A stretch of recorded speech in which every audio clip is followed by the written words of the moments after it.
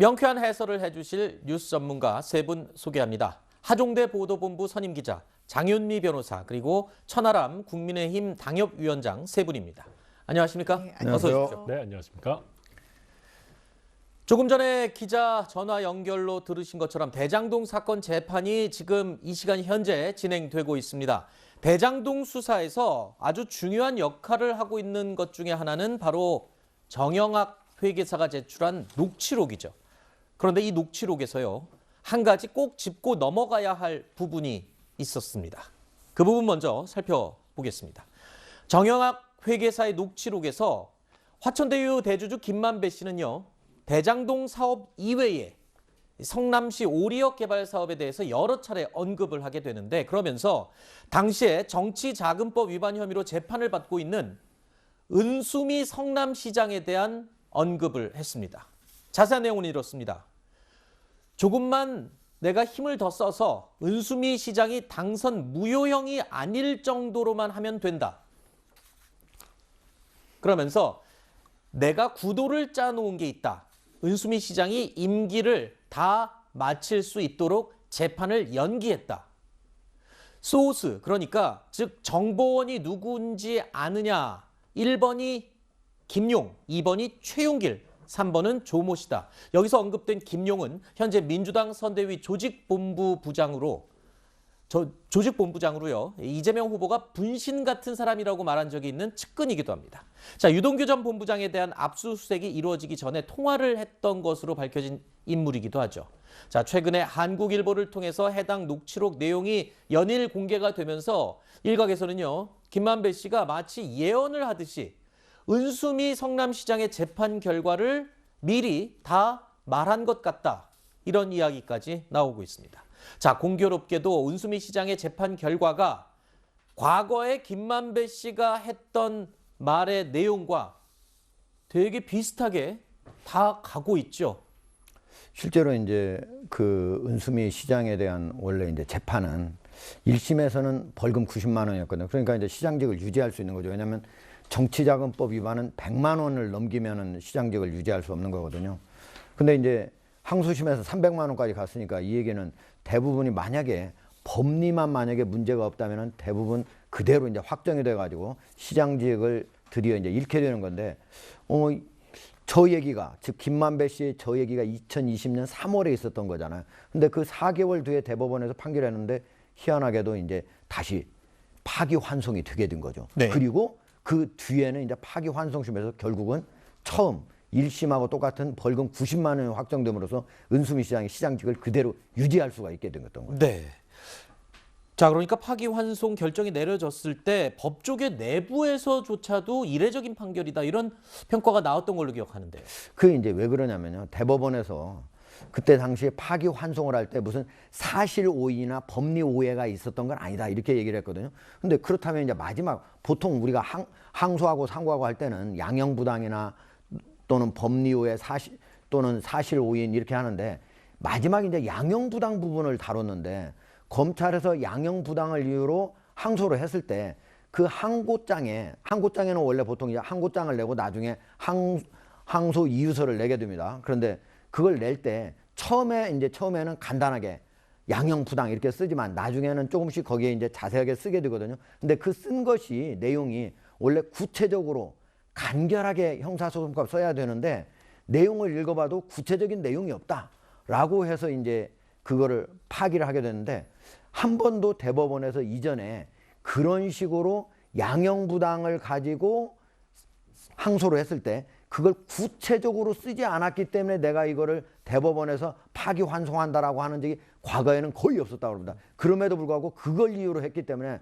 사람들이 와, 이것 때문에 어떻게 해서 파기환송이 됐냐 하고 매우 법조계 내부에서는 의아하게 생각했다라고 합니다. 자, 장 변호사님. 네. 또 이 내용이 지금 주목받는 이유 중에 하나가 김만배 씨가 과거에 미리 예측을 하듯이 은수미 시장의 이 재판 결과를 이야기했던 부분. 자, 이 부분이 누구한테 들었냐라고까지도 본인이 얘기를 했거든요. 근데 그 정보의 소스, 즉 정보원이 지금 현재 이재명 후보의 최측근으로 지금 언급이 되면서 더 지금 관심을 끌 수밖에 없는 상황이 됐죠. 그렇습니다. 지금 은수미 시장이 왜 소환이 되냐면 이른바 그 대장동 사건과 관련해서 제출된 정영학 회계사의 녹취록에 이 김만배 씨가 은수미 시장에 연루된 이 사건 소송 경과에 대해서 뭔가 예측하듯이 그리고 알고 있다듯이 이야기한 부분이 그렇다면 왜 이 사람이 이렇게 확정적으로 이야기를 하고 있는가가 의문을 낳고 있는 겁니다. 그러면서 해당 녹취록을 들여다봤더니 이 김만배 씨가 그러니까 본인을 지칭하는 건데 내가 지금 이런 정보들을 얻는 소스는 아무개가 있는데 그중에 한 명으로 거론된 것이 아까 앵커도 지적하셨듯이 김용이라는 조직 본부장입니다. 이 김용 본부장 같은 경우에는 이재명 후보가 본인의 측근이라는 부분을 인정했던 인물이기도 하고 그렇다면 이 사건에서 어떻게 이런 그 재판과 관련해서 김만배 씨가 사실관계를 알게 되는데 연결고리를 했는지 이런 부분에 대해서 지금 관심이 모아지는 그런 상황이라고 하겠습니다. 사실 단도직입적으로 지금 얘기를 하면 이 부분이 논란이 되는 이유가 과거에 권순일 전 대법관의 경우에 이 재판 거래 의혹이 있지 않았습니까? 그런데 지금 이재명 후보의 최측근이라고 알려진 인물로부터 은수미 성남시장의 재판 결과를 예언하듯이 다 소스를 들었다. 그렇다면 지금 이 은수미 시장의 사건도 마치 재판 거래를 암시하는 듯한 느낌을 지울 수가 없다. 이 부분 때문에 지금 논란이 되는 거잖아요. 네, 그렇습니다. 그 권순일 대법관 관련한 부분도 이게 굉장히 중요한 부분인 것이요. 사실 권순일 대법관이 50억 클럽의 명단에 이름이 오르락내리락 하고 있는 상황입니다. 게다가 김만배 씨 같은 경우는 조 단위의 수익이 지금 예정된 사업을 진행하고 있는 상황이거든요. 그렇다고 하면 굉장히 전방위적으로 특히 우리 사회의 마지막 보루라고 할 수 있는 법원에 대해서까지 어떤 이런 로비를 시도한 것이 아니냐. 만약에 이게 사실이라면 어마어마한 문제거든요. 네. 그런데 저는 여기서 또 한 가지 짚고 넘어가야 되는 부분이 있는 것이 사실 과거에 이제 더불어민주당의 이탄희 의원이나 뭐 이수진 의원 같이 뭐 사법농단을 비판하셨던 분들 같으면 이것보다 훨씬 덜 구체적인 상황이 나왔을 때도 뭐 더 법원 스스로 어떤 무죄를 뭐 좀 더 설득력있게 보여줘야 된다. 어떤 사법에 대해서 개혁을 해야 된다라는 목소리를 굉장히 크게 내셨었는데 지금은 더불어민주당이 이 부분에 대해서 아무런 목소리도 내지 못하고 있는 상황입니다. 그러다 보니까 뭐 제가 국민의힘에 몸담고 있습니다만은 이게 정말로 뭔가 김만배 씨 그리고 이재명 시장과 관련한 여러 가지 부적절한 일들이 있었던 것이 아닌가 그런 네. 의구심을 키우고 있는 그런 상황입니다. 네.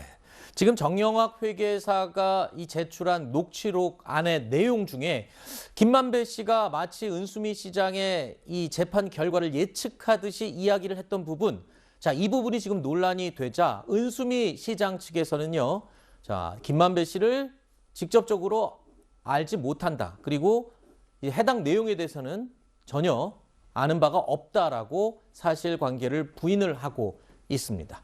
자, 김만배 씨라고 한다면 이 권순일 전 대법관을 통한 재판 거래 의혹 이와도 관련이 있는 인물이죠. 법조기자 출신인 김만배 씨는요, 이재명 당시 경기지사에 대한 대법원 판결이 나오기 전에 수차례 대법원을 찾아가서 권순일 전 대법관을 만났던 것으로 알려진 인물입니다. 야당에서도 바로 이 점 때문에 또 다른 재판 거래 의혹 아니냐라고 문제를 제기하고 있는 겁니다.